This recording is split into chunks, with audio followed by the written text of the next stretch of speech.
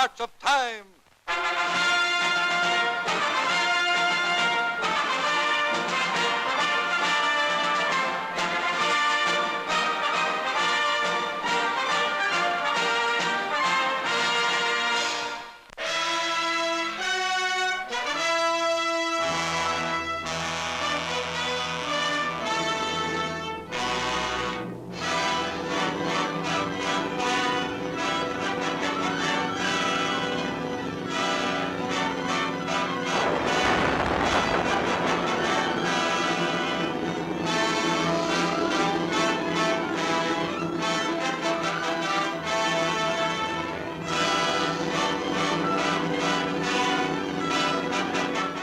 Of all the titanic events which have rocked the world since the Axis partners commenced their march of death and ruin, few hold more disastrous possibilities than the invasion of India. And to no people has war come with more shock and terror than to the 400 million Indian people, at whose gates is battering a mighty enemy, bathed in blood and flushed with victory.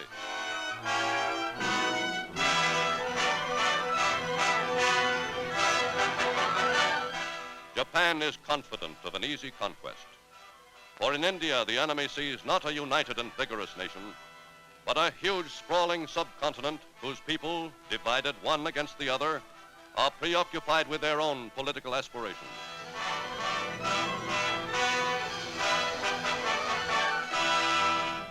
Personification of the only unity India has ever known, a common desire for independence, is a 72-year-old Hindu philosopher, the sainted Mahatma Gandhi.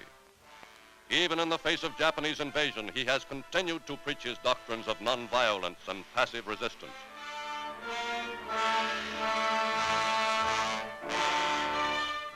To his #1 disciple, the less visionary Jawaharlal Nehru, Gandhi has turned over the leadership of India's most powerful political group, the All India National Congress Party, which since 1916 has been striving to win complete independence for India.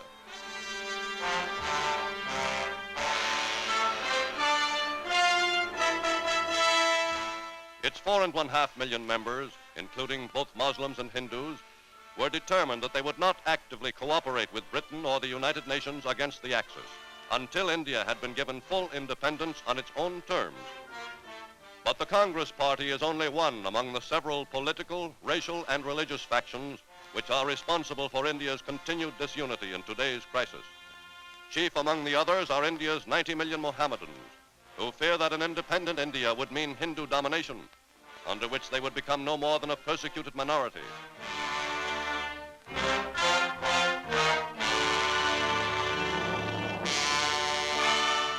Spokesman for a large group of India's Mohammedans is the leader of the All India Muslim League, Muhammad Ali Jinnah.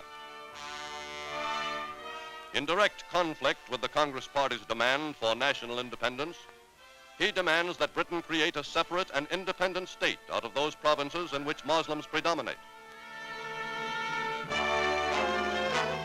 Among lesser factions, the most uncompromising is the Hindu Mahasabha, whose party chiefs oppose with equal tenacity the Muslims, the Congress Party, and the British Raj.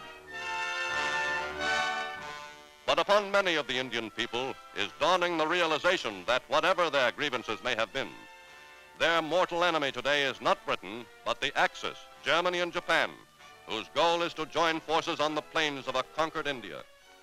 The United Nations need India, and India can only be saved by their help. All of us who love India must put aside past distrust. The misunderstandings and misdealings among ourselves and between ourselves and England seem small indeed beside the magnitude of our present peril.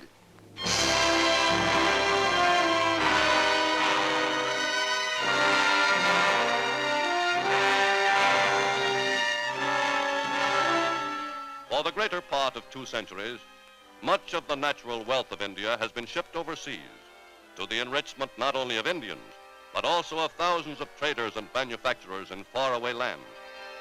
British dominance in India began with the great trading monopoly which London's East India Company established and developed through the 17th and 18th centuries. By 1858, Parliament had placed the East India Company's vast domain under the Crown. Queen Victoria became Empress of India, and despite sporadic native hostility, there began the greatest period of enterprise and progress that modern India had ever known.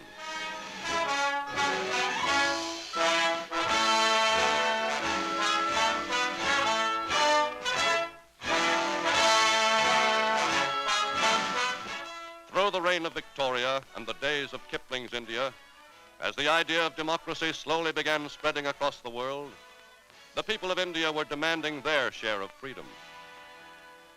Throughout their troubled years in India, the British have had to contend with the fact that 3/4 of the Indian people, the Hindu population, belong to a religion which, in its extremist form, renders the introduction of Western standards of progress exceedingly difficult.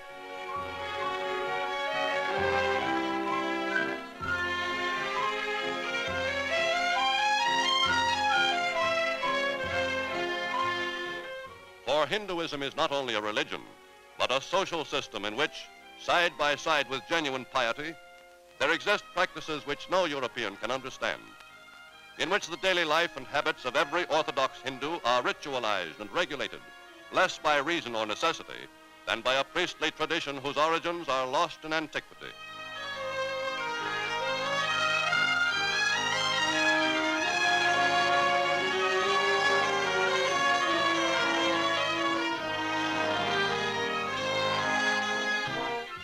The followers of the Hindu gods, Brahma, Vishnu, and Shiva, believe in the mystical doctrine of reincarnation, which asserts that man lives not one life on earth, but many successive ones. And the strict observance of ritual and religious good works is the only way in which the soul can be assured of perpetual progress to a higher plane. From the cradle to the grave, Hindu thoughts and deeds are dictated less by any concern for material well-being in the present life than with preparation for the life to come. Unique feature of India life is the system of caste, by which all Orthodox Hindus are bound to marry within their own caste and follow the trade or profession of their fathers. At the very bottom of the caste system are India's 45 million untouchables, pariahs, who are excluded by their birth from any part in the social and religious structure of Orthodox Hinduism. Today, in spite of all efforts by the British and by Indians like Gandhi to improve their lot, they remain outcasts. To the pious Hindu, the mere shadow of a pariah falling upon him means defilement, for untouchables are believed to be undergoing just punishment for sins committed in an earlier incarnation. Above the pariahs are thousands of castes and subcastes, membership in which predetermines the social standing and often the occupation of every Hindu, whose daily relations with his own and other castes are rigidly prescribed by custom.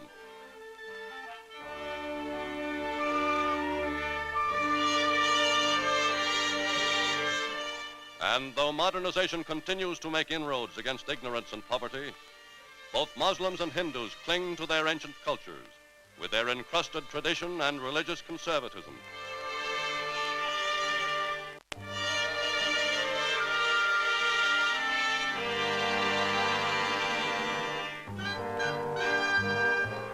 Though India's wealth in raw materials could be made to yield far more than it does, 75% of its population still earn a bare subsistence by toiling endlessly at primitive agriculture.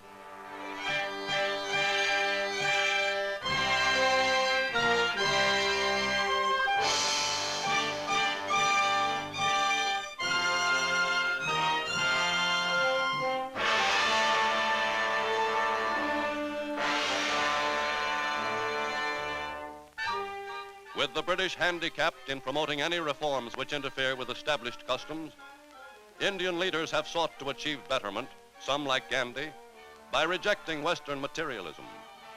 Others, like Nehru, by advocating socialism. While the people of India, disagreeing over policies, parties, and leadership, are united in only one thing, the determination to throw off British domination and work out their problems by themselves, in their own way.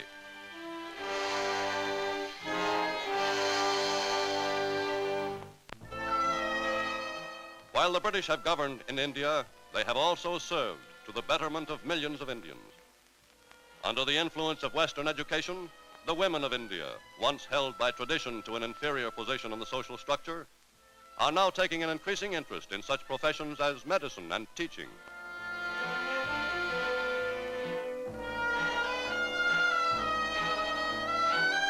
But though year by year the government has been increasing the educational opportunities for both men and women, 9 out of 10 of India's 400 millions are still illiterate, unable either to read or write.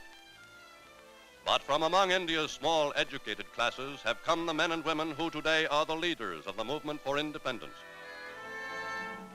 Though under British rule, India has been slowly but steadily moving toward modernism, there still remains much that is semi-feudal in the contrasts of extreme poverty and great wealth, of squalor and luxury. India is the only land on earth where so many hundreds of millions of people, over so long a period of time, have been unable to achieve by cooperative will and effort the strength to throw off their conquerors and stand alone as a nation. More than 500 native Indian princes, whose realms include states varying in size from a few villages to thousands of square miles, today retain their thrones only through treaty agreements with the British.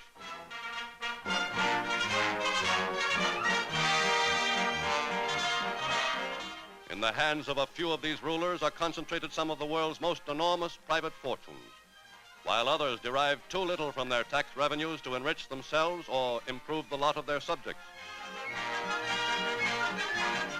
Many of India's Rajas and Maharajas are loyal supporters of British rule, to which they owe much of their power.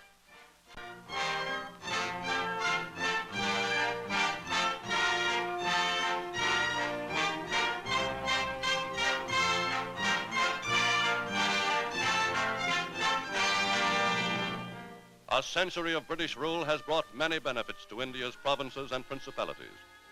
Good example is the native state of Mysore, in which the despotism and tyranny of a few generations ago have been replaced at British insistence by a benevolent and forward-looking government.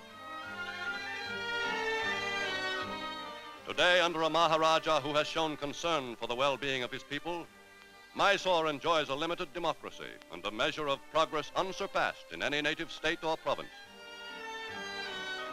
Wherever British capital has sponsored industrialization, the people of India have also benefited by the development of natural resources previously left untouched and by the creation of new employment. In recent years, Indian capital and Indian enterprise as well have played an increasing part in the country's economic life.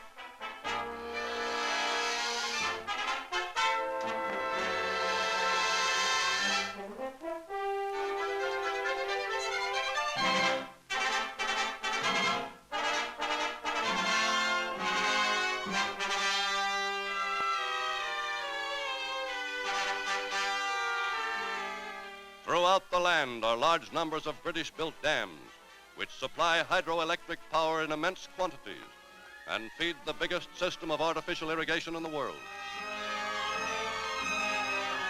During the dry seasons, which alternate with the heavy downpours of the monsoons, the waters held in storage by these dams are released through hundreds of thousands of miles of canals and irrigation ditches to transform enormous areas of arid land into fertile and productive plains. No longer is India plagued with the devastating droughts which once regularly brought famine and pestilence to wipe out whole sections of the population. But the very measures which have helped to lower an appalling mortality rate have only complicated the Indian problem. For with India already overcrowded and its birth rate increasing by millions every year, neither industry nor agriculture is capable of absorbing the ever-mounting excess of a population doomed to poverty by its very numbers.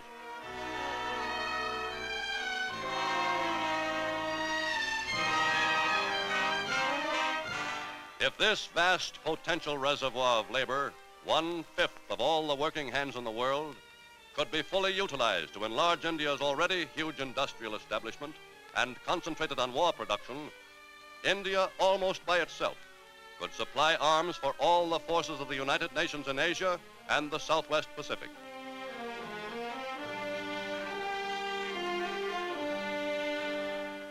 It was Japan's fear of this enormous war potential as much as its desire to smash the British Empire where it had been made vulnerable by native disunity, that launched the Japanese armies on the pathway to India. And it was Japan's imminent invasion that moved Britain's wartime statesmen to a final effort which they hoped would solve the old problem of India's freedom.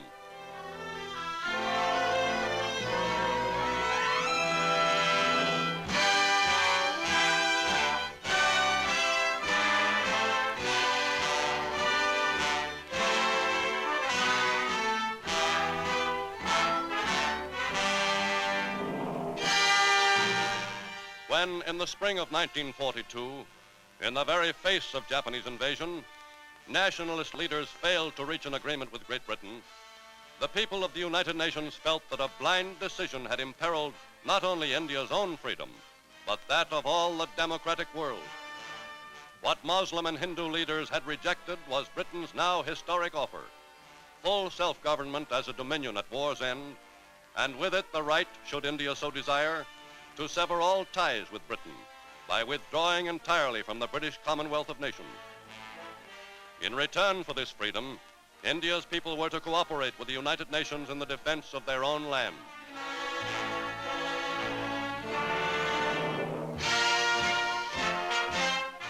To British people everywhere, those at home and those in India, word of the breakdown of negotiations came as sad news.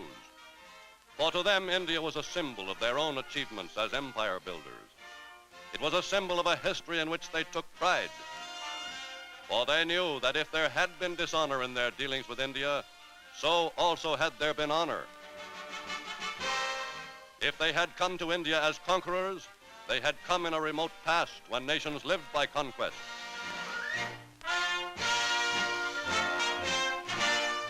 To a people who had never known anything but the harsh rule of autocrats, they had brought enlightened government, even-handed justice, and a first glimmering of constitutional law.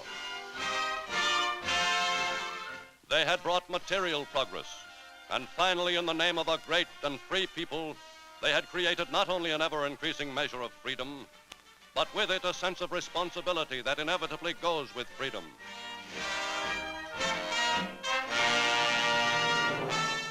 Today, millions of people throughout the United Nations are watching India with grave anxiety, for they know that in the outcome of the great struggle for control of Asia, India's own inner struggle, racial, national, and religious, must inevitably play a large part. And they know that upon this outcome may depend the future for generations to come, not only of India, not only of Asia, but of the entire world.